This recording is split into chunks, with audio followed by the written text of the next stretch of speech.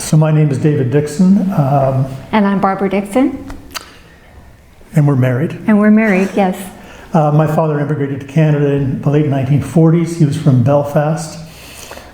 His family comes from not just Belfast, but County Down. And even today, I have relatives remaining in Belfast and up in County Antrim.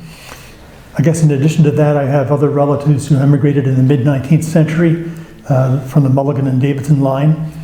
And I know they settled in the Ottawa Valley area. And they came during the 1840s with that mass influx of Irish. There's rumors that one Davidson actually, the mom was pregnant when she came on board ship, and she actually delivered her baby at sea on her way to Canada to start her life. So you've got some strong ties there in the Ottawa region.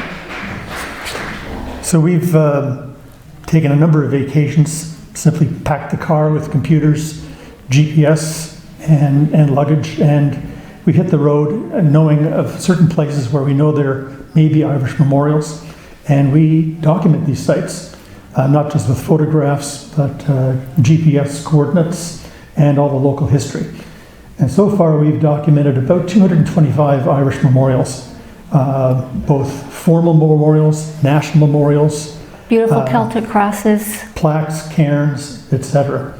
So it's quite a database of history that we know hasn't been properly documented or taught in our school system. One example is on the first Beauharnois Canal, where the largest riot in North America took place, and the British Army and British Cavalry cut down over 20 Irish workers for being on strike. This is a very small, hard to find memorial, but it's typical of the kind of history that we're finding on the rural roads of Canada.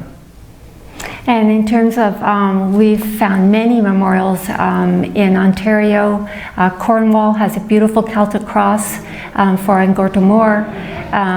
There's Ireland Park in Toronto, which is beautiful. There's even a beautiful Celtic cross outside of Windsor, Ontario. So you can follow the path of the Irish moving, immigrating to Canada, and going right up the St. Lawrence River into the lake system and all the way down to Windsor, down to the border. Some people, they actually moved on and settled in the United States. The United States has a large Irish population as well.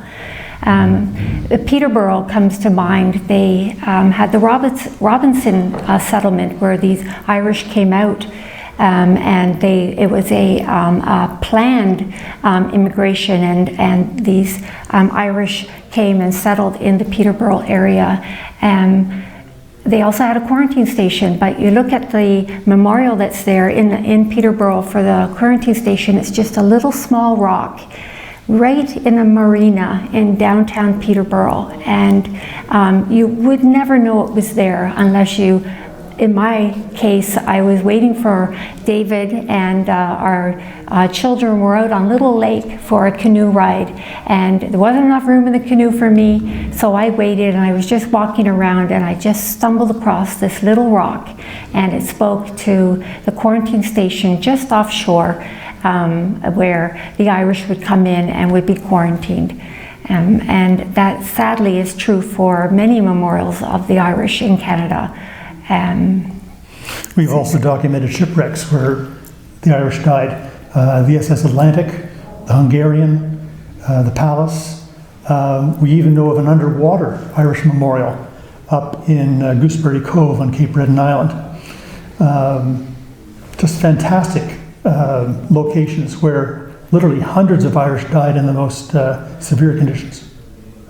And we want to remember them. We want to bring all this together, and we want to share the incredible story of how, not only how the Irish lived and how they immigrated, but where they died and how we're remembering them. And are we doing a good job? Exactly.